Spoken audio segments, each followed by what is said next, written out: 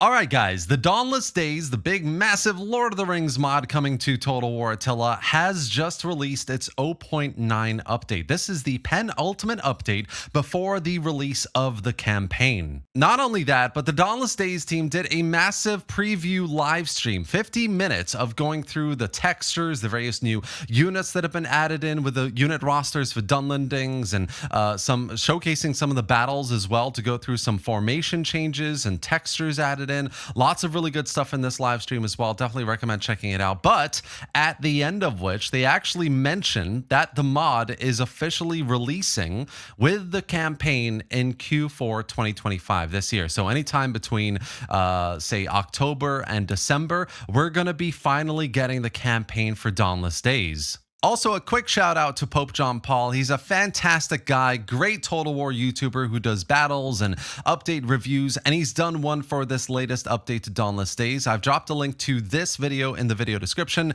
so definitely go check it out for a more in-depth review of what's going on visually, all the changes to the units, battle mechanics, formations, all of that. So a link below to this video and the Dawnless Days live stream down below as well. So diving straight into the changelog, guys, the first thing that obviously catches my eye are the changes to the campaign layer and what's kind of been laying down to build the foundation of the campaign and build it up essentially from the ground up to have it playable and functional, right? So we've got a battle tile map that's been added in. If you don't know what that is, it's essentially, it's a kind of, it's code for the map of how battles are going to be accessed and played. When you actually engage in a battle in the campaign, you're kind of also on the tile map, which tells you which battle map you're going to be playing on that location where you're engaging on the campaign, right? So you play here. It used to be procedural in like Medieval 2, for example. You'd play here and it would be exactly the kind of terrain you'd expect. Play on a mountain, you're fighting on a steep mountain.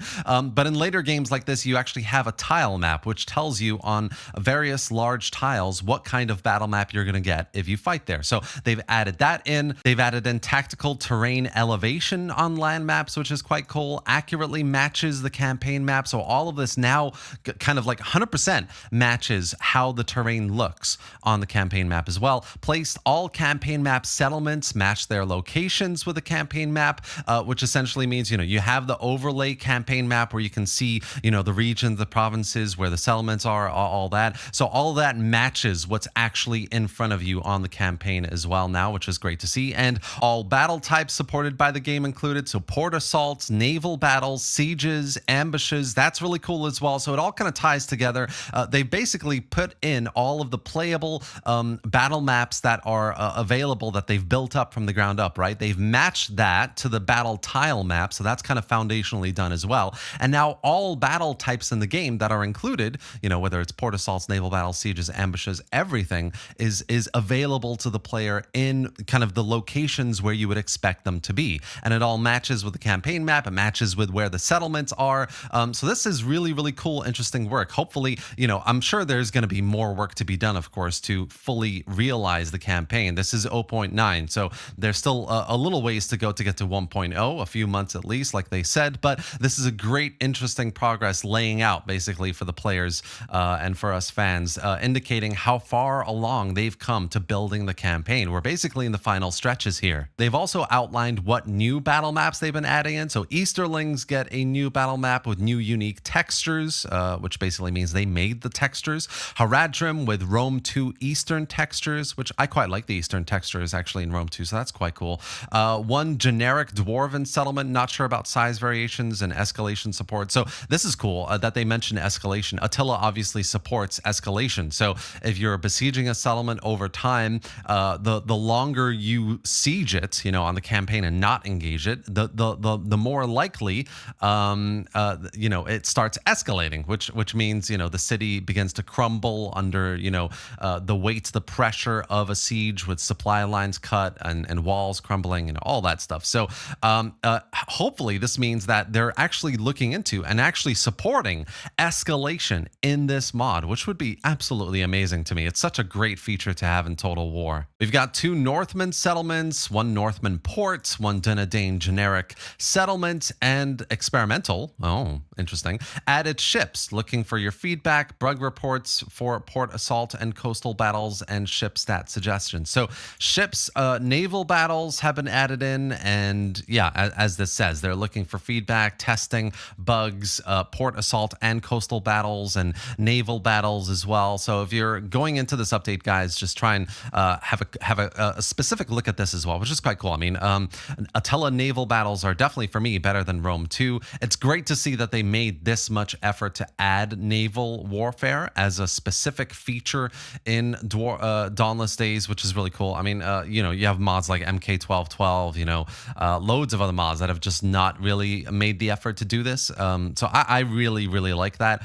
Naval warfare has a very 50-50, I think, mindset within the Total War community, but I think having an option is really, really nice of them to do that. So I love this. I'm definitely going to be trying this out and feeding back to them personally as well. Of course, we also have some unit roster changes, which is kind of a primary focus, I would say, of the updates for Dawnless Days. So implemented the intermediary Dunland rework with placeholder units. Roster is now the intended one.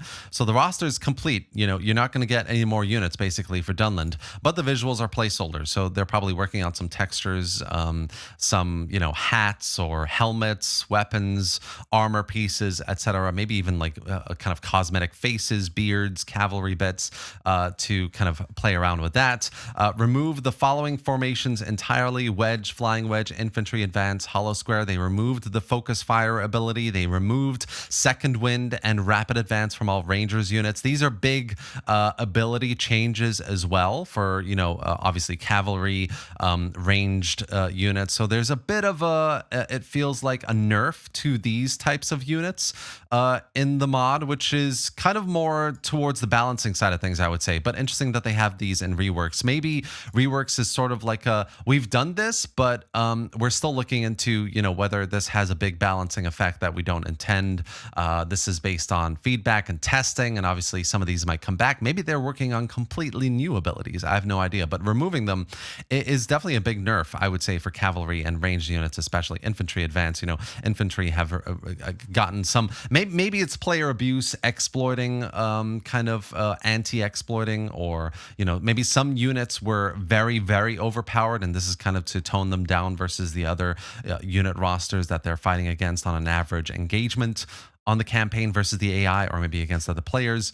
Yeah, but interesting that they've removed these abilities, essentially. And yeah, if you've taken away anything really from this, is go try out the Dunland roster. I'm sure it's going to be very, very interesting. And then, of course, we've got loads of balancing changes here, stat changes, removed Erling Knights and Helmingas as generals options for Rohan, which is interesting. Reduced accuracy for bow rabble, added hide and grass attributes for all rangers, which is actually a really important change, I think, for a lot of players who are trying to be a lot more tactical with their rangers. I've done that. Reduced arrow damage for Mordor rabble, fixed missing AP damage for all warg weapons. Lots of bug things here, player testing feedback things here, decreased damage accuracy of trebuchet, artillery pieces, infantry range, Urukai, loads and loads of stat changes here across the board for lots of unit rosters, units.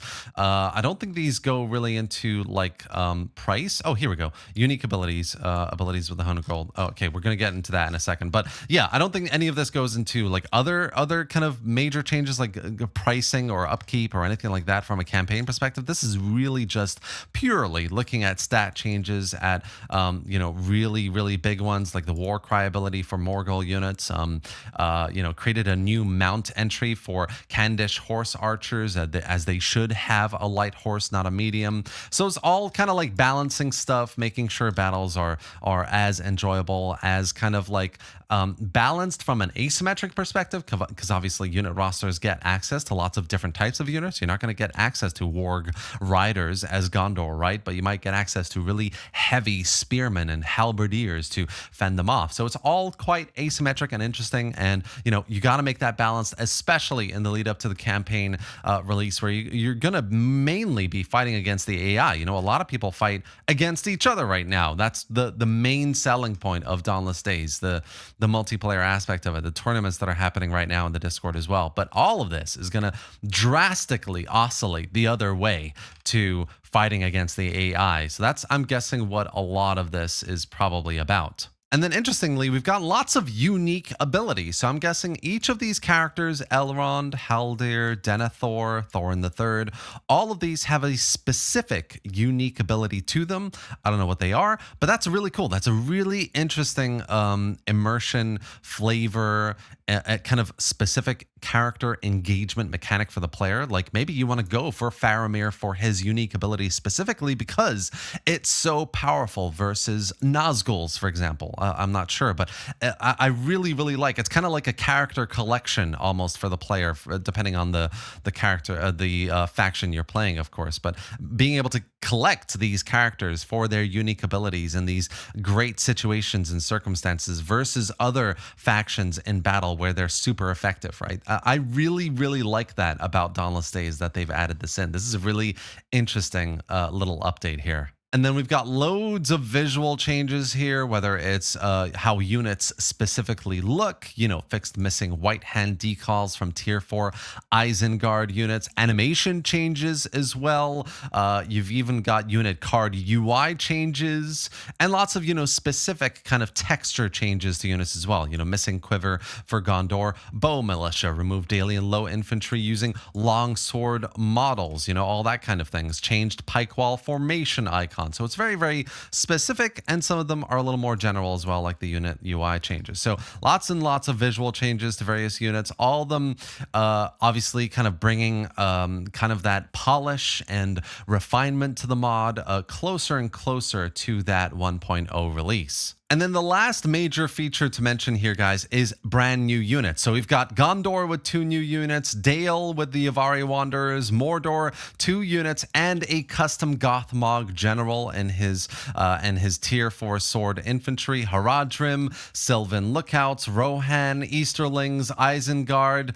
All of these factions, Dol Guldur, they get loads of new units, which is fantastic to see. I love the amount of effort in this update. It's absolutely massive. This is huge. And actually, on top of that, the cherry on top is probably the biggest new addition in this update, is a brand new playable faction. So you can now play Anduin Vale in custom battle and multiplayer. It features 19 new units, guys, which is a massive number. I mean, altogether, they must have added in something like 35, 40 new units in this update, which is absolutely brilliant. So, your favorite faction has probably got a new unit. And if you really, really enjoy Anduin Vale as a faction, if you're a big fan of the the setting and what's going on, and Anduin Vale is something you've really wanted to play, have here in Dawnless Days, it is here, and you can play it in custom battles and multiplayer. Now, I don't imagine that it's going to be a playable faction when the campaign releases later this year, of course, but you never know what happens in the future. The Dawnless Days team have been making incredible progress mechanically